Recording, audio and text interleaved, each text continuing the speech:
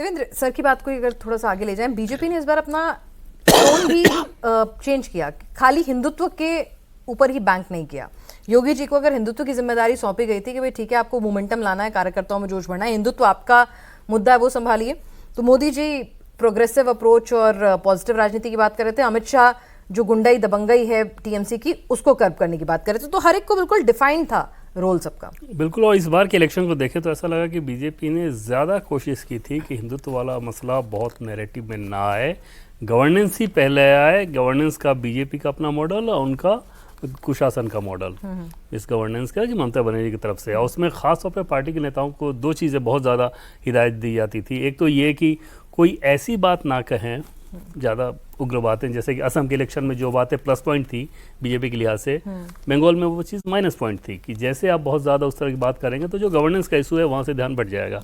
और वहाँ पर जैसा कि पहले मैंने आपको बताया 7th पे कमीशन, रिक्रूटमेंट, इन सारी चीज़ों को, करप्शन, कटमनी, इन सारी चीज़ों को नैरेटिव बनने दिया जाए जिससे आम जनता सीधे सीधे अपने आप को जोड़े। और दूसरी चीज़ कही गई थी कि जो लोग भी बाहर से गए हैं वहाँ पे, बीजेपी संगठन के लोग जिनको वहाँ पे इलेक्शन में कोई ना कोई चुनाव प्रबंधन की ड्यूटी दी गई है, वो कोशिश कर रहे हैं कि किसी प्रकार के डिबेट में, किसी नैरेटिव में, नुक्कड़ चाय चौराहा कहीं भी जा रहे हैं होटल में, तो इस तरह की बातें ना करें जिससे ये छवि ना दिख जाए कि बहुत ज़्यादा बाहरी लोग आ गए हैं यहाँ पे और वो आके हमारे इलेक्शन को ख़राब कर रहे हैं।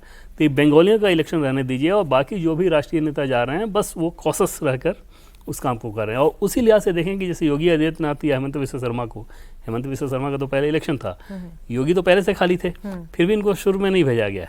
ये लास्ट लैग जिसे कहते हैं कि उसमें कि चलो अब बाकी सारी चीज़ें हो गई, इलेक्शन का एक मोटे तौर पे नैरेटिव बन गया, तो उसमें जो हिंदुत्व वाली बात है उसको लेकर आए। और वहाँ भी हिंदुत्व वाली बात को देखें तो योगी आदित्यनाथ सीधे सीधे वो घुसपैठ या इस तरह की चीज़ों से ही जोड़ रहे हैं, क्योंकि बांग्लादेश की घटनाओं के बाद बीजेपी का ऐसा मानना था कि जो कुछ भी वहाँ पे हुआ, अब यहाँ पर हिंदुत्व को लेकर कुछ कहने की ज़रूरत नहीं है।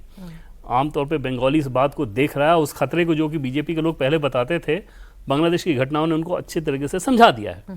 अब बीजेपी का चैलेंज दो है, और इसमें आपको जान के हैरानी होगी कि आमतौर पर लोग ये बात करते हैं कि वोट गिर जाना भय के चलते हम लोग भी इस बात को कहते हैं कि क्या लोग भयभीत हैं, वोट देने से डरेंगे या फिर निर्भीक होकर वोट दे रहे हैं।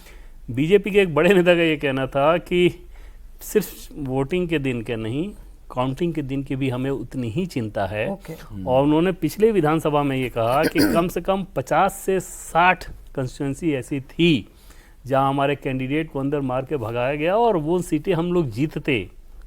और मैंने कहा फिर फोर्सेस होती हैं वहाँ पे, लेकिन फोर्स तो बाहर होती है ना, अंदर तो फोर्स होती नहीं है, अंदर तो पूरा उनका सिस्टम।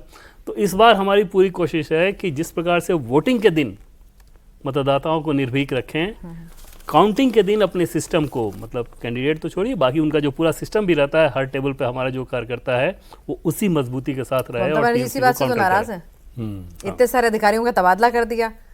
असली टेंशन तो उनकी वहीं से शुरू हुई है। SIR फिर भी वो झेल रही थी, है ना, काला कोट पहन के अदालत में लड़ भी रही थी, लेकिन असली जो उनको हमने देखा कि उनका एकदम टोन बहुत ज्यादा, जैसे कहते हैं आदमी एकदम से रिएक्ट किया, वो उन्होंने किया उसी बात पे जब अधिकारियों के तबादले होने शुरू किए। आज तो कह रही है कि भाई जो मेरे देखरेख करता है, मेरी सुरक्षा का ख्याल रखता है, उस पर भी आप दबाव बना रहे हैं। ममता बनर्जी का एक और बयान है कि यदि मैं दोबारा आई तो फिर आपसे मिलने आऊंगी। ये डाउट अब उनके मन में भी आ गया है, उनके मन में भी डाउट आ गया है कि हम आ रहे हैं कि नहीं आ रहे हैं। देखिए, सुरक्षा एक बड़ा कारण है। 23 तारीख को शांतिपूर्वक मतदान यदि इलेक्शन कमीशन करा लेता है तो ममता बनर्जी के लिए ये बहुत बड़ा नुकसान होने जा रहा है।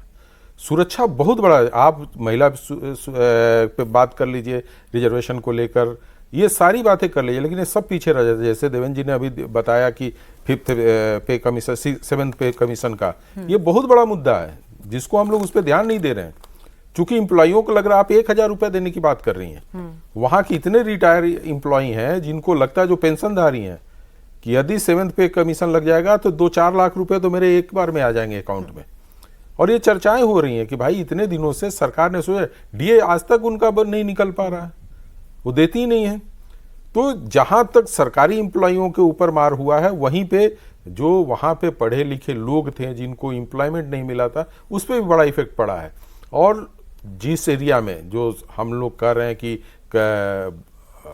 पढ़े लिखे लोगों की बात करें, जिसको भद्र लोग जिसे अभी तक बीजेपी साधने में कामयाब नहीं हुई है, इस बार एकदम उल्टा दिख रहा है। जैसे हम लोगों ने बहुत सारे लोगों से इस बार संपर्क किया, कल भी कर रहे थे, परसों भी कर रहे थे, उन लोगों का कहना था कि देखिए हम लोग एक बार चाहते हैं कि सरकार को लाए। जितनी बंगाली अस्मिता की बात कर रही हैं उसको हम लोग समझ रहे हैं, ठीक है। जिस दिन दिखेगा कि हमारी अस्मिता पे खतरे आ रहे हैं उस दिन हम लोग फिर हरा देंगे इस पार्टी को।